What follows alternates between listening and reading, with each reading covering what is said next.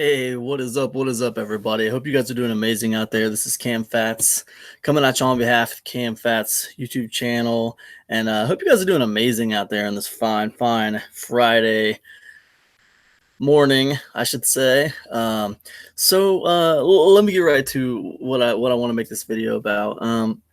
So a little bit back, a few weeks ago, I wanted to reach out to CERN. About the Mandela Effect. And I just wanted to get their opinion about the Mandela Effect and how they felt about this, phenomenon. And I got to admit, I was a little bit weird about reaching out to them. I don't want to say scared, but a little nervous. These are pretty powerful people here. And I wasn't sure, how it was going to go. But I went ahead and reached out to them anyway and just said, screw it.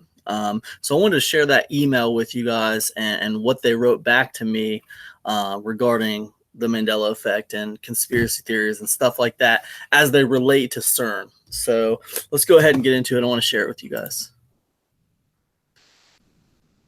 And what I think I'll do is I will go back and forth between live chat and my email so I can see if anybody's typing questions for me or whatever. I'll try to live chat.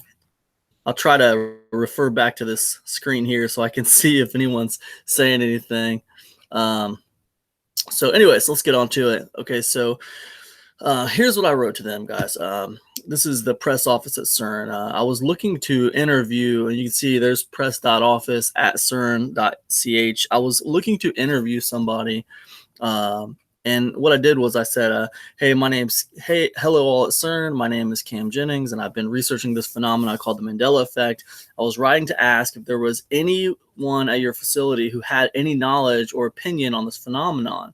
I asked because there are many theories that tie into quantum physics, and frankly, I am no expert on this topic.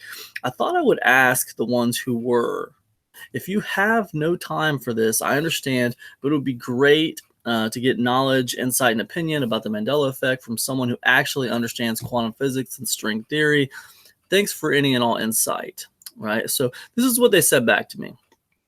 Hello, Cam. CERN's research captures the imagination of lots of people, right? Which is why CERN has been featured in a lot of science fiction books / even movies around the world. These imaginative works inspired by our scientific research are works of fiction generated to capture the reader's or viewer's sense of wonder and should not be confused with the actual scientific research. See more for a few examples here, mostly going around on social media. So she refers me to this page that I had never seen before. And I'm going to show it to you guys in a second. But one thing I just wanted to point out was I noticed that, man, she really kind of goes out of her way. I thought she really went out of her way to really say, to really kind of like put the Mandela Effect and this kind of like these theories and conspiracies and stuff into this category of science fiction and just to complete fiction. That's not real. She uses the word like imagination right here. She used the word science fiction right here. She uses the words imaginative. I mean, guys, there's only 4 lines. There's 1, 2, 3, 4, sense of wonder, 5 times in 4 lines she refers to fake fictional stuff and works on separating it from what CERN's doing, which I don't know, guys. I like on some level I just found that really weird. So anyways, you guys have to tell me what you think. Is this basically just someone saying no, that stuff's completely fictional and what we're doing is real science? Or is this someone who looks like they're kind of trying to, deflect a little bit? I mean, a little bit of deflection going on here. So I don't know. You guys have to tell me what you think. I'm just saying I thought it was odd that there were so many mentions of fiction and science fiction and imagination and just stuff like that. But anyways, let's go ahead and look at what she sent me.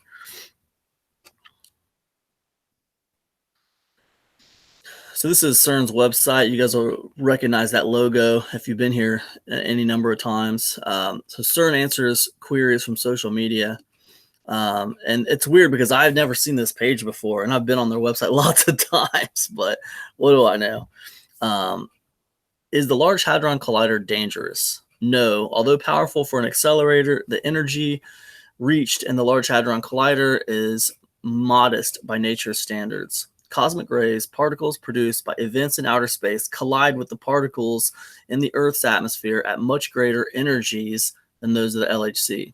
These cosmic rays have been bombarding Earth's atmosphere as well as other astronomical bodies since these bodies were formed with no harmful consequences. These planets and stars have stayed intact despite these higher energy collisions over billions of years. All right, that's interesting. But you have to, yeah, the question was never really answered, was it? Yeah, good point. Basically, they don't want to talk about anything shady. Saved by grace. Good point. Yeah, it seems like it. And one thing I want to point out about this, this right here, what they're saying is these cosmic rays that are bombarding Earth's atmosphere, they're coming from the outside. They're coming from the outside and they're hitting our atmosphere. But isn't the stuff that CERN is doing, it's happening inside our atmosphere. It's happening inside our planet, right? It's happening within the atmosphere already. And I just kind of wondered if that would make a difference. We're talking about, things that are happening outside and hitting our planet versus things that are happening on our planet.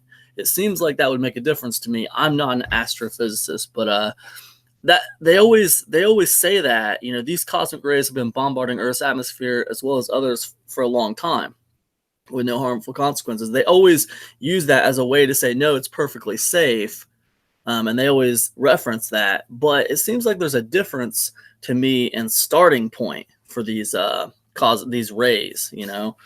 So I don't know. That's something I noticed personally. What happened with the LHC in 2015, and what does CERN plan to do in the future?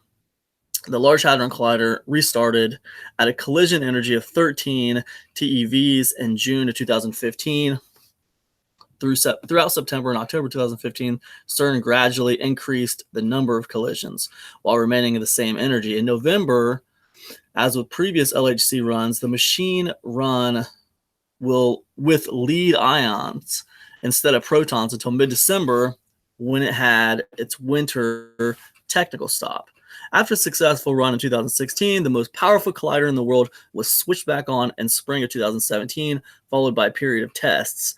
After a period of commissioning, the LHC experiments began taking physical data for 2017. Over the coming years, the LHC operators plan to increase the intensity of the beams so that the machine produces a larger number of collisions. This will enable physicists to have better understanding of fundamental physics. Now, we know they're doing this, and they're going to continue to do it. They're going to continue to increase the number of collisions. So if they're wrong, like if this is causing some kind of thing, then we can expect more of it and more often, right?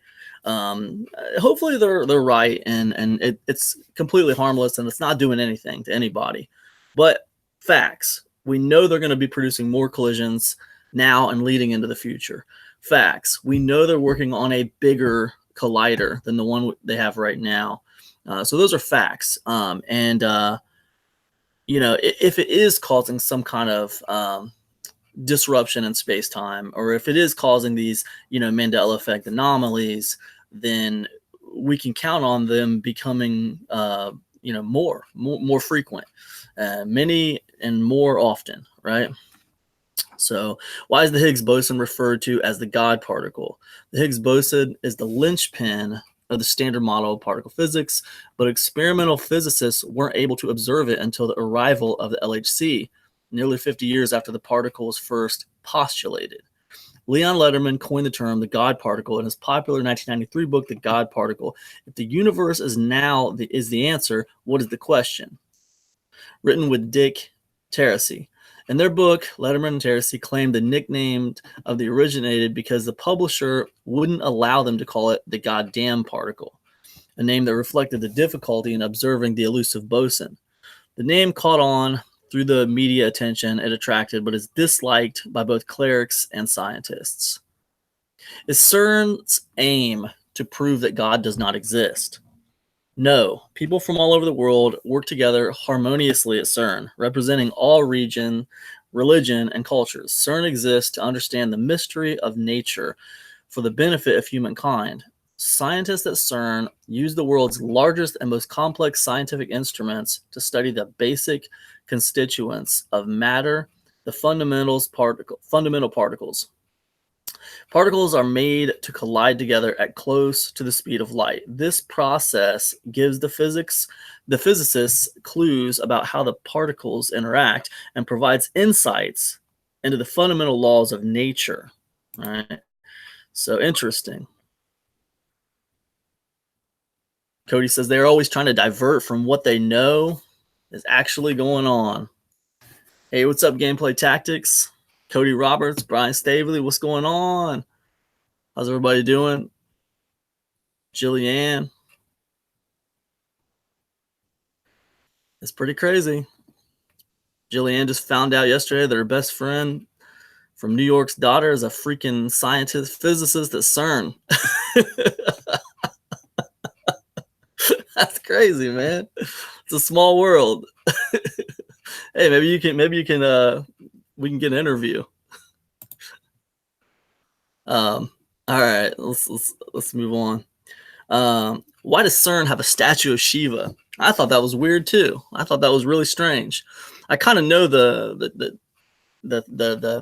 official answer, but you know, sometimes it's weird, man. Like with the Mandela Effect, it seems like you got these official answers that people like. There's always these little explanations for things, you know. But it's weird because like you never heard of that before, or like 2016, or like, hey, well, that's news to me. I never heard of anything before that. Before 2016, I never heard of that. Now all of a sudden, it's been around forever, and there's this really convenient explanation.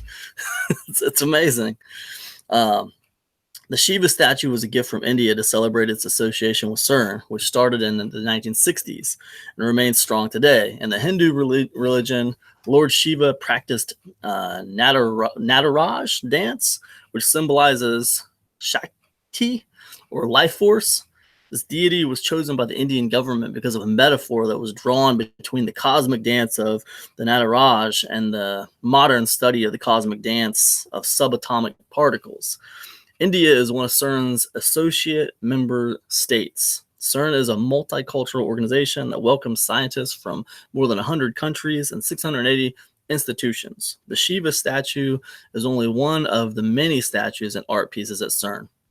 It's interesting. Yeah, I don't know, man. That's a pretty weird statue, and it's I think it stands for like destruction. I think it stands for destruction and creation. It means like both of them. So kind of a weird thing. And I think it's really kind of a weird thing when you consider the fact that they're under so much. There's been a lot of criticism over the years directed at CERN, where people are just kind of uneasy about the work they're doing. So it's kind of weird that you would have this kind of big statue that kind of represents destruction and creation. It seems like you would try to do everything you could in your power to kind of like stamp out, fears and unease. Seems like you would try to stamp that out. But instead, they got these, kind of weird statues, and it doesn't seem like it really does a lot to stamp out any unease. So, what are the shapes in the CERN logo? The shapes in CERN's current logo represent particle accelerators. The logo in this form dates back to 1968, when a decision was made to change the CERN logo from the original one. Some 114 new designs were proposed, many of which use CERN's experiments as inspiration. The final design used the original lettering surrounded by a schematic of a synchrotron, beam lines, and particle tracks. Today's logo is a simplified version of this. Anybody want to see the original logo? This is what the original logo looked like.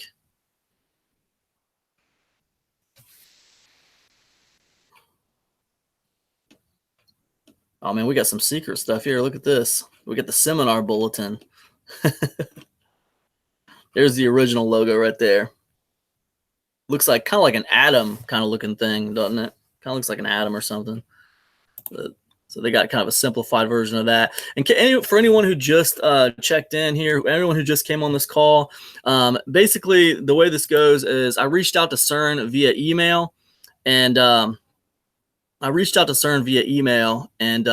they got back to me with this response. And they referred me to this little page that they had where they were answering social media questions. So we're just kind of going through this page that they had produced to answer some of these questions for people who are a little uneasy about their stuff. So I guess they kind of felt like the questions I was going to ask them probably had been asked before, and they referred me to this page for my answers. I was a little uneasy about reaching out to them, to be honest with you. I was doing some research about CERN, and I figured out, man, CERN invented the internet, which I thought that was really weird, man. And that in itself is kind of a Mandela effect to me, because, man, I could have swore 10 years ago, the invention of the internet had a completely different story. I'd never heard of CERN 10 years ago. And, the internet, there was a whole different story about the origin story of the internet was completely different.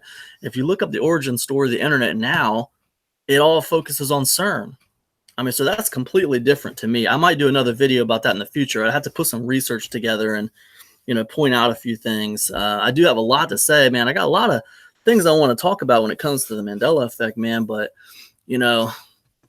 it's just kind of like putting the videos together in a way that kind of like presents the arguments and stuff. And a lot of times with my videos, man, I don't like to just have my opinion. I like to reach out to other people and get their opinions on things. I like to call people and email people and kind of see what they have to say, because I think it's nice to have opposing viewpoints. It's nice to get other people's opinions, not just my opinion. I'm not trying to create a social echo chamber here. I mean, if I believe in something, I think something's weird, and I just surround myself with other people who believe something and think it's weird, then essentially we're just a big social echo chamber. And the conversation doesn't really get moved forward by doing that.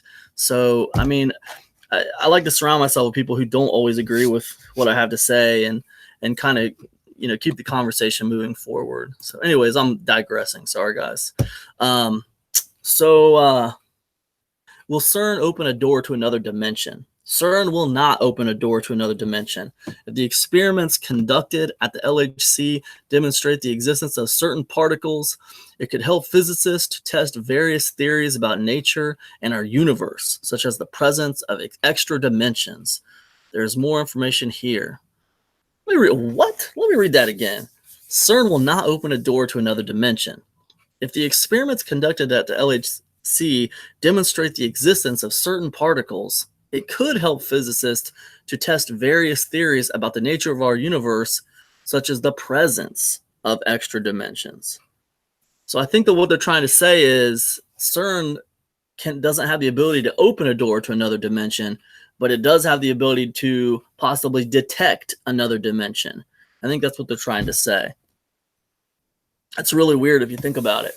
It's almost like they're saying, hey, man, CERN is a window, not a door. It's a window.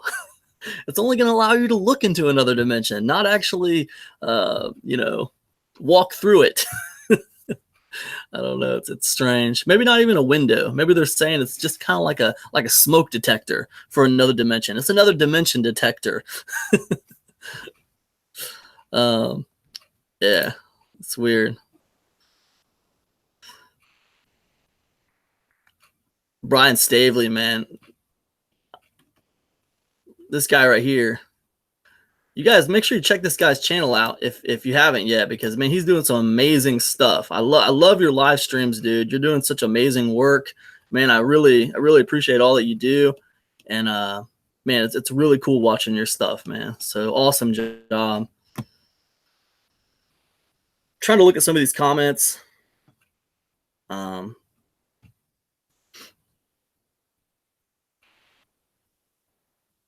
Just kind of trying to see everybody's. I tell you, it's amazing. It's amazing. It's amazing to me how passionate this community is. Like even me, I have this little channel, only a little over 1,000 subscribers, and just so many people are impassioned about this subject. So many people want to talk about it. It's really hard to believe this is just a typical conspiracy theory. It really is, because it's just the amount of people who are focused on it, and I don't know. It's just really weird to me. It's a lot different than anything I've ever seen before. And honestly, it's a little scary. It's a little, the Mandela effect is a little, what's the word? It's kind of a destructive. In a way, it's a little destructive, isn't it? Because if you believe in the Mandela effect, if you believe these things are happening, then it starts to become harder and harder to trust anything. You can't trust anything. It feels like everything can be fake. Everything can be wrong. This is wrong. That's wrong. How did I spell that? I don't even remember how to spell it anymore. I was watching a video by Scared Performance the other day. He was questioning the spelling of melon. Does it have one L or does it have two L's? And he was questioning the spelling of melon. And I was looking at it and I was like, damn, man, I don't really know. But then that's the problem with the Mandela effect. You know, and then you don't know, and then you think about it, and now you're not sure. It's almost like that's kind of like that's a real tactic if you think about it, because if someone wanted to take away your knowledge, like if you had knowledge of something and someone wanted to take it away, they don't need to convince you of something. All they need to do is introduce doubt into your mind. Like, did I lock the door before I left for work? Or did I not lock the door before I left for work? Like, I could be like 100% certain I locked the door before I left for work. Happy Cal says melon is one L, not two. Right? I feel that way too. I thought melon always had one L. And it's like Blind Melon, like the band. It used to be one of my favorite bands was Blind Melon. So that's how I kind of associate melon with just having one L, because Blind Melon was always spelled with one L. But some people believe that melon had two L's now. So, but anyways, like let's say I left for work and I was 100% sure I locked the door, when I left. But then someone comes along and says, "Hey man, you didn't lock the door before you left for work." And I was like, "What are you talking about? I did lock the door before I left for work." And I say, "No, you didn't, man. Are you sure?" Because I'm 100. What if I could give you proof right now that you didn't lock the door before you left for work? 100%. And now all of a sudden, I'm going to start to doubt it, right? I'm going to start to doubt it. I'm not sure. Like, I believe I locked the door, but like it went from me being 100% sure I locked the door to now I'm not sure. Now I'm doubting. I'm not quite positive. So they didn't have to like convince me of this weird conspiracy theory. All they had to do was introduce doubt. And by introducing doubt, they took away my knowledge. Now my knowledge has become a little bit of uncertainty. And that's kind of like the Mandela effect in a nutshell. So it's a little bit terrifying, to be honest. But anyways, that's my opinion on that situation. Alicia says the Mandela effect is diminishment of returns through consensus. Quite often, it is parody that alters what people remember. The parody is reiterated more often than the original material. Deadly memes. That's a good point. Happy cows say locked door. Says pink banana after you lock it. I don't know. Man, it's too early in the morning for this stuff, man. I don't understand. You guys are too smart for me. So, all right. What does Stephen Hawking say about Higgs' potential destroying the universe? Hawking was not discussing the work being done at LHC.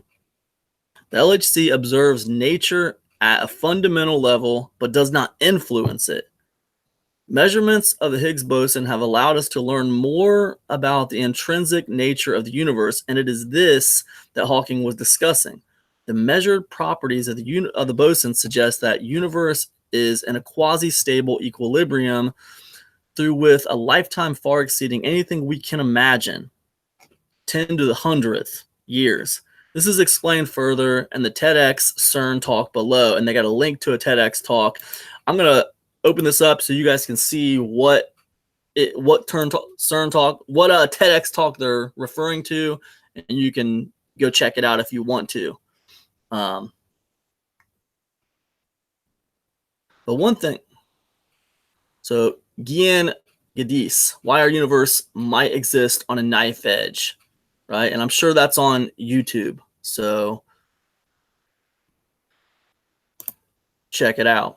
One thing I found interesting here was they flat out say Hawking was not discussing the work being done at the LHC. Just a flat out denial right there. What did Stephen Hawking say about the Higgs potentially destroying the universe? He was not talking about us. He was not talking about us. Right, and this is, I think, interesting. The LHC observes nature at a fundamental level, but does not influence it. And I find that really weird because, like, the LHC absolutely influences nature. I mean, it takes particles and smashes them together just to see what's going to happen. I mean, that is influencing nature. So it kind of seems like, and maybe I'm wrong. You guys let me know if I'm wrong.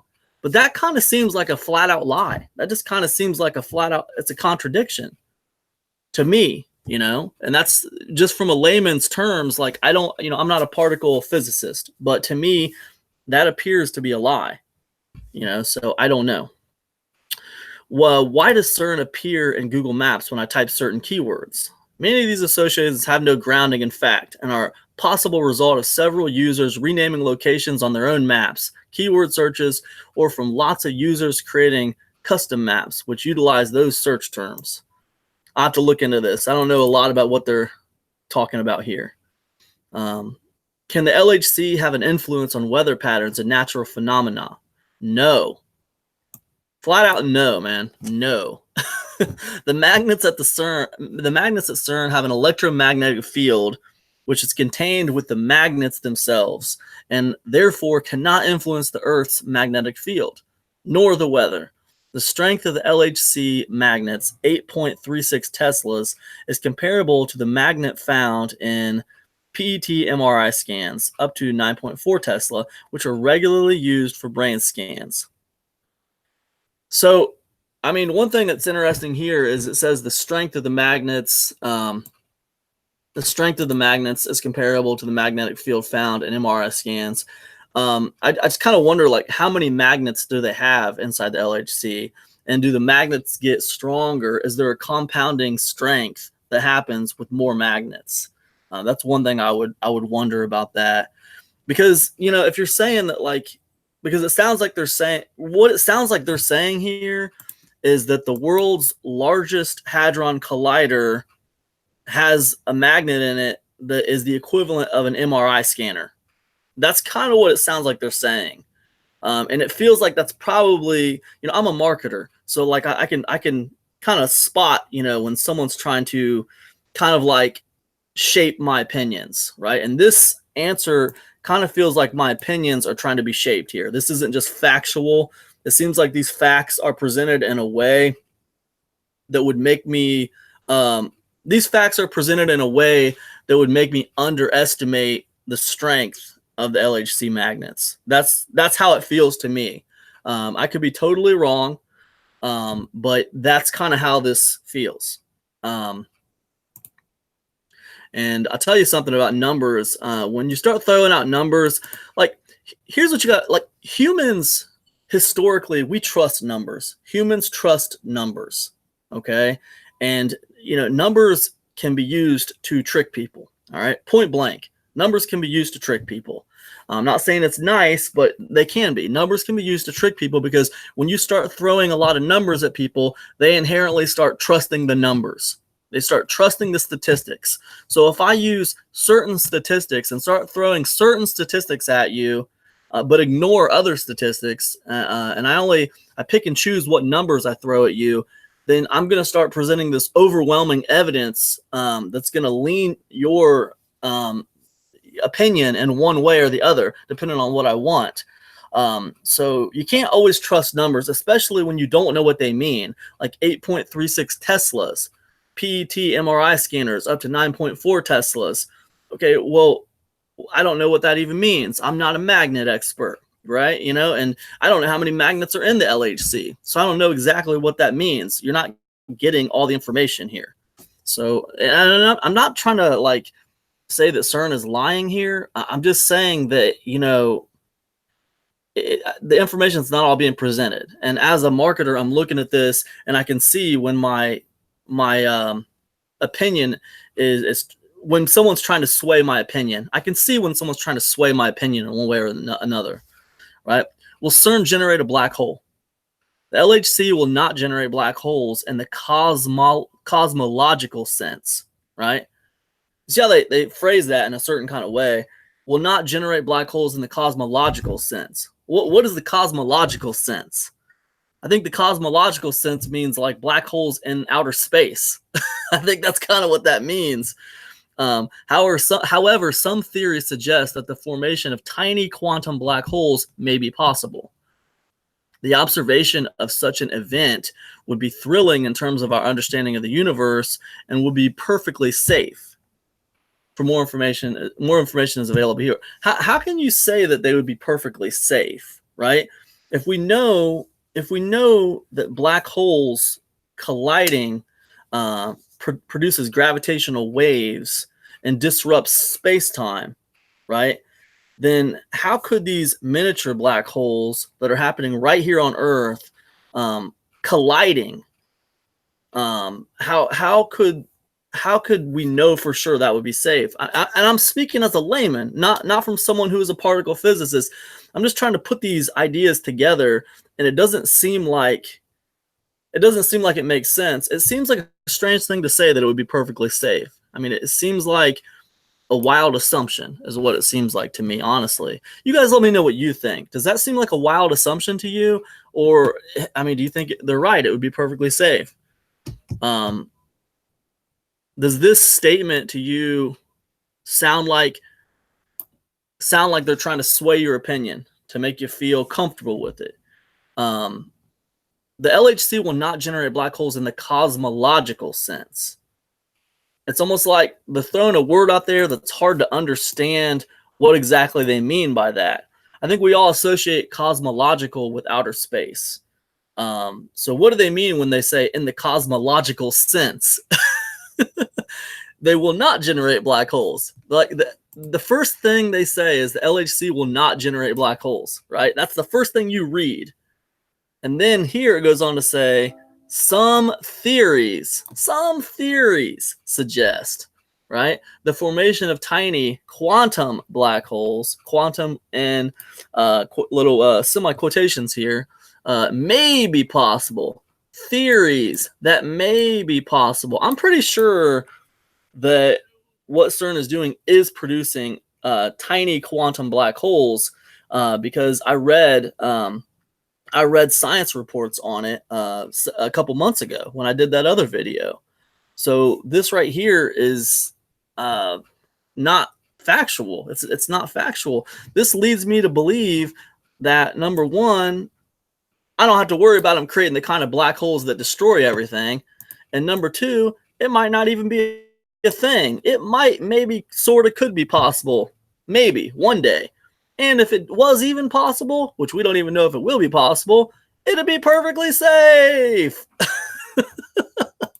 I mean, this answer, it's designed to sway my opinion in a way that just like completely thinks everything's harmless. So I don't know, man. It's hard to trust something like that. I saw a video of a strange ritual at CERN. Is it real? No. This video from the summer 2016 is a work of fiction showing a contrived scene.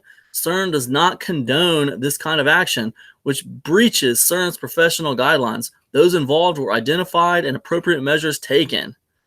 So what they're talking about is there's a creepy video out there you can find. And let me see if I can. I don't know if it's gonna. If I can show it to you, I'll show it to you. And it's really bizarre. I don't know what I was looking at, to be honest. It's hard to know. But I don't know if I really trust CERN's answers on this stuff either, because they seem very biased. Not really based in pure fact, but based in fact that sways me Basically pick and choosing the facts they present in an effort to sway my opinion, right? That's what it seems like's happening. Weird ritual at CERN, right? Let's type this in and see what we get. I seen this thing. Yeah, here it is. I seen this thing. I didn't know what I was looking at.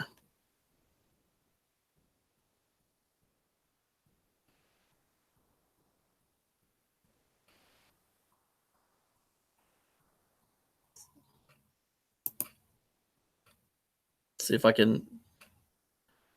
Well, you know what? I'm not going to show it on this video because you guys can look this up yourself. It's weird. You just type in "strange ritual at CERN" and you can find this. You can find this crazy. It's all over the place. You can find it. This is the weird. Look at that weird. They're in robes and stuff. There's this girl right here. It's hard to know what's happening here. This guy's watching it from a window. It's weird. But they vehemently deny this is real, and it's a work of fiction. It shouldn't have been happening, and those who were involved were identified and appropriate measures were taken. Strange, right? Does the LHC trigger earthquakes? The LHC does not trigger earthquakes. Earthquakes are a natural hazard caused by the movement of tectonic plates. As these rigid plates move towards, apart, or past each other, they can lock up and build up huge stresses at their boundaries, such as the middle of the Atlantic Ocean or along the Pacific Rim. When the plates suddenly slip apart, this stress is relieved, releasing huge amounts of energy and causing an earthquake. This is basically a lesson on earthquakes. Several million earthquakes occur across the Earth each year, but most are too small to be detected without monitoring equipment. There is no means by which the LHC could trigger earthquakes, and no correlation between the LHC operation and the occurrence of earthquakes. Anecdote. Some high-precision instruments at CERN are able to detect earthquakes due to their sensitivity to tiny movements. And the LHC, there are more than 100 hydrostatic leveling sensors that monitor the relative displacements of the magnets that steer beams of particles around the LHC's 27 km ring. These sensors can detect the waves emitted by earthquakes occurring even very far away after their journey through the Earth. Another tool, the precision laser inclinometer, is used to measure the movements of underground structures that can affect the precise position of the LHC's particle detectors. These are also sensitive enough to detect earthquakes. All right, so there's the little page that she referred me to. Let me go ahead and stop sharing my screen. All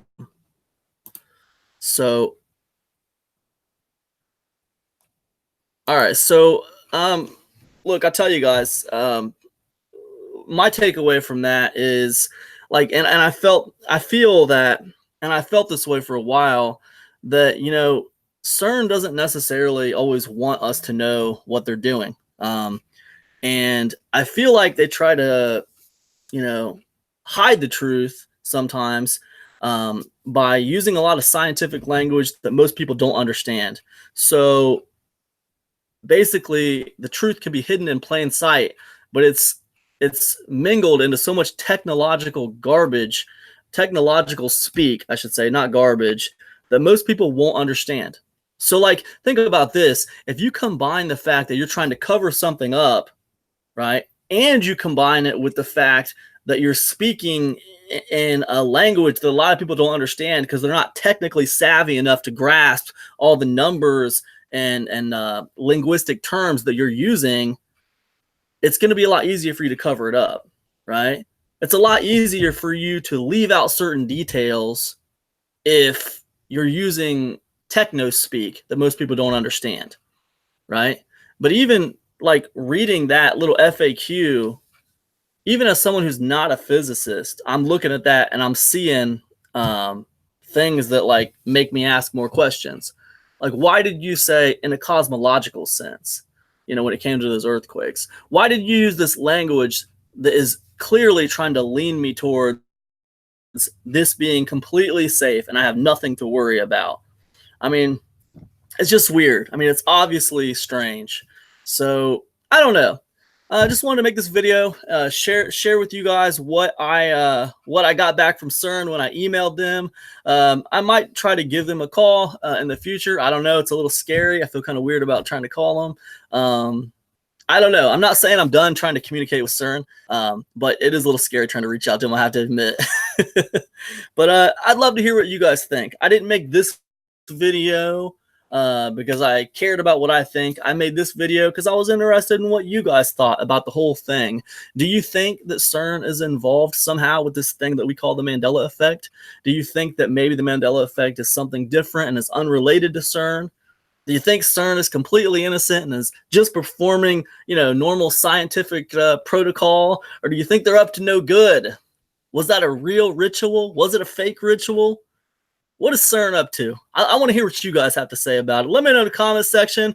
I don't care if you agree with me or disagree with me. All that I ask and all that I demand is that you respect me and you respect the other people in my comment section.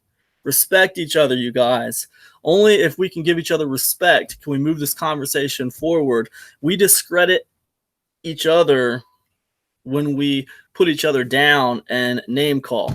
We discredit each other by doing that. So don't do it, guys.